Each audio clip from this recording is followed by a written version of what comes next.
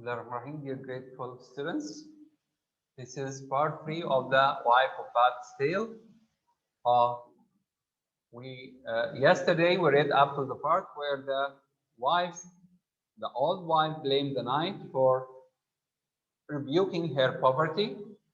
He said, "You are poor, ugly, and uh, I think old."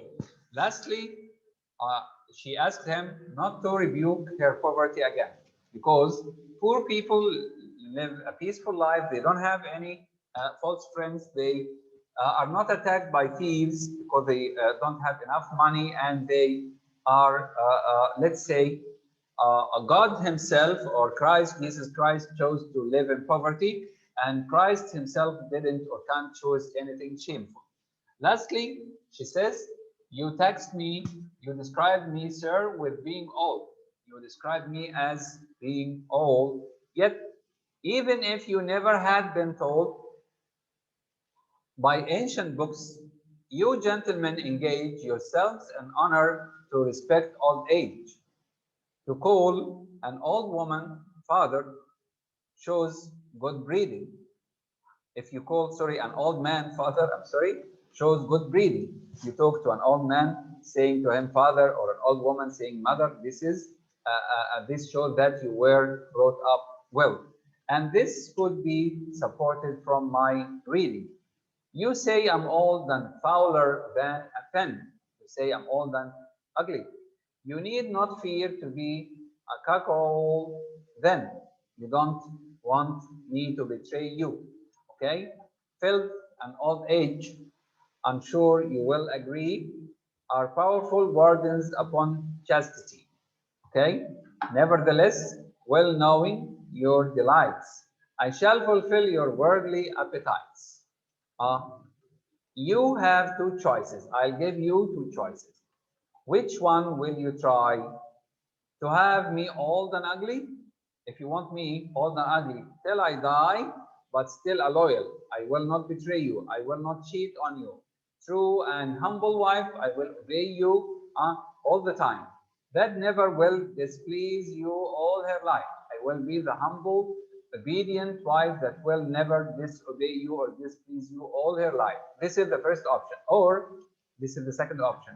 Would you rather, would you prefer I wear young and pretty and chance your arm what happens in a city where friends will visit you because of me? Your friends will visit you because you have a beautiful wife. Yes, and in other places too, maybe.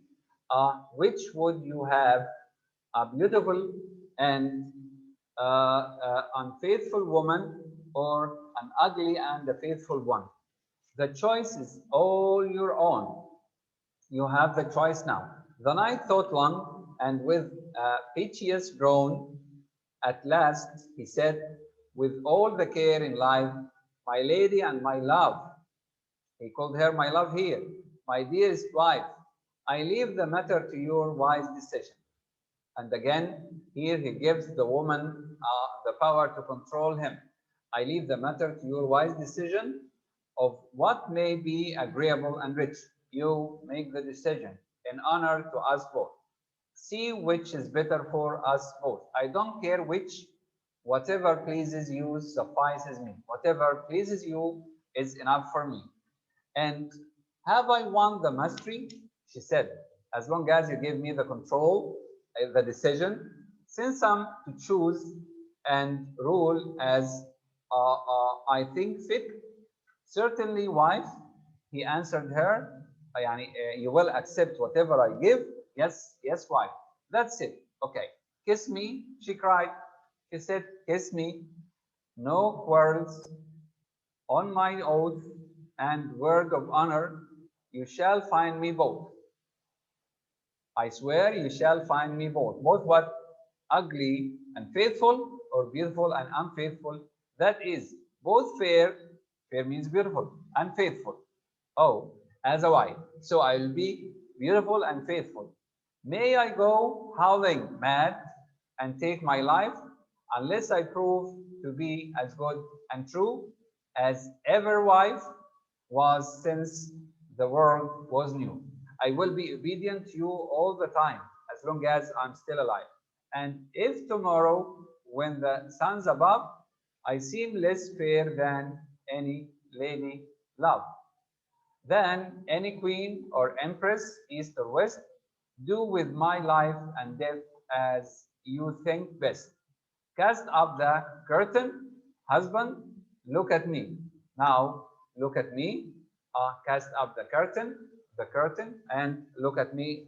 She changed into a young, beautiful woman.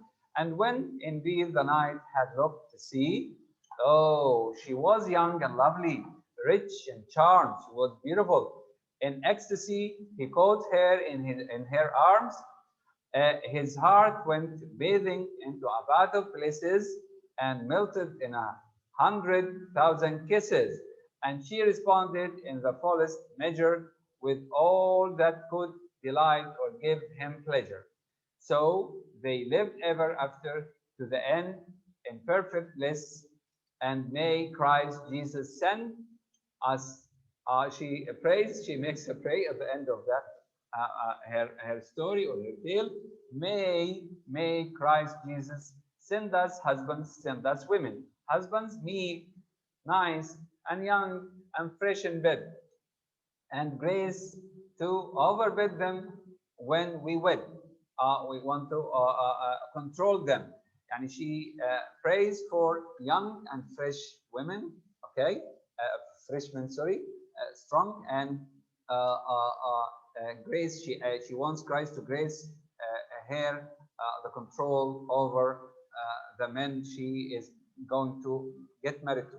Okay, and Jesus here, my prayer. Jesus hear my prayer. Cut short the lives of those who want to be governed by their wives. She cursed the men who don't accept the control of their wives or don't accept that they would be controlled by their wife. And all old, angry naggards of their pens, those who are like them, or those who are let's say penny pinchers or people who don't like to spend money. God sent them soon a very pestilence. God sent them an epidemic or pandemic to take them all. Those who don't like to be governed by women and those who don't like to spend money. Here we have some critical reading questions. Were you surprised by the outcome of this story? What punishment does the king initially order for the knight?